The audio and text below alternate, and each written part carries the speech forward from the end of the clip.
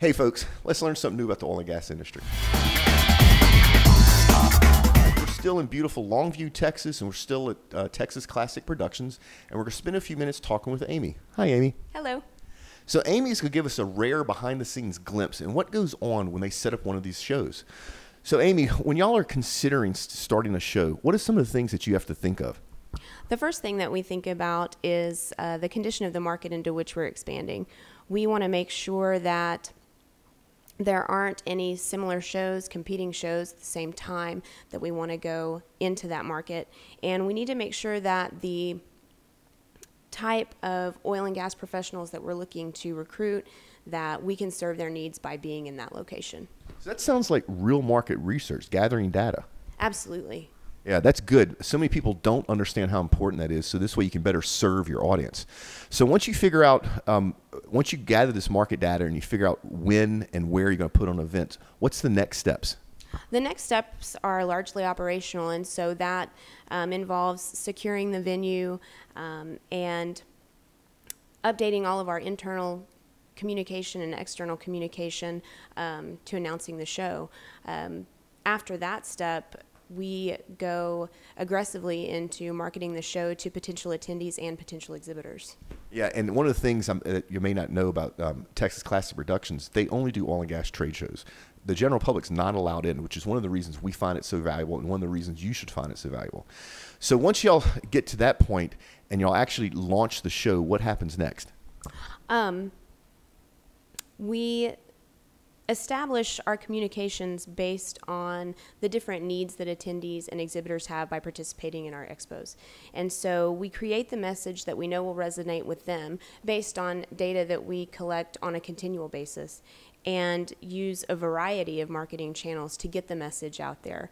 We use email, direct mail campaigns, SEO marketing, advertising, partnerships with industry associations, trade publications, media partners, social media, and more. So the message is out, the day of the show arrives, what happens then? Everybody comes in and sets up, and one of the things that happens at that point, which again makes us different from a lot of oil and gas trade shows across the country, is what you mentioned. Exhibitors are there, the exhibits are set up, and then the attendees start to arrive. They come through, they talk to us at registration, and at that point, we qualify them to make sure that they represent the kind of attendee that's going to bring value for our sponsors and exhibitors. So, who is that attendee? That attendee is an oil and gas professional who's currently employed within the industry, who's in a position to either make or influence purchasing decisions in their organization. Yeah, that's awesome. So you're basically in a room full of oil and gas decision makers.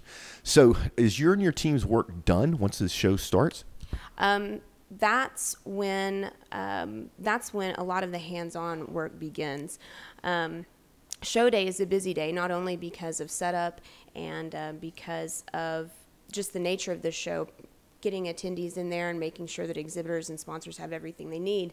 But one thing that we're constantly doing as the show is going on is communicating with everybody on the floor, communicating with people at check-in, and soliciting the kind of feedback that will help us make changes to things that may not be working, or boost best practices that are happening the day of the show. So Amy, while the show's going on, are you telling me that you're still collecting data and tweaking the show while it's in progress?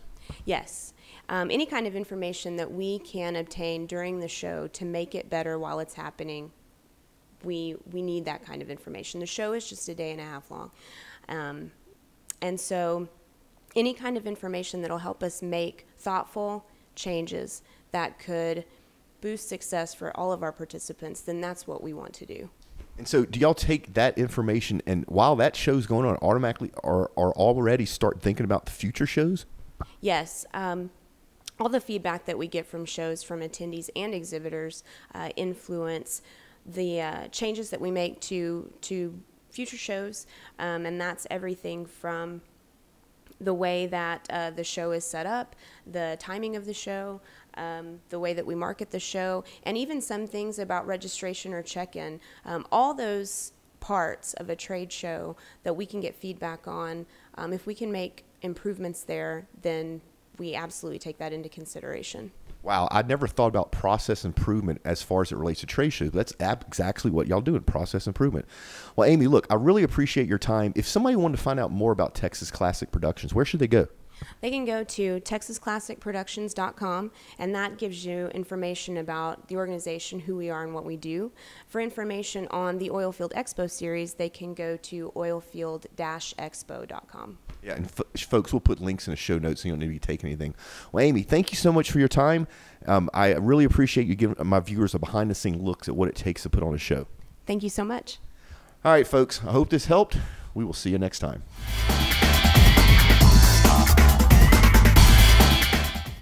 Existing good situation and make that even better, then that's what we'd like to do. The shows are a day and a half long, and so anytime we can take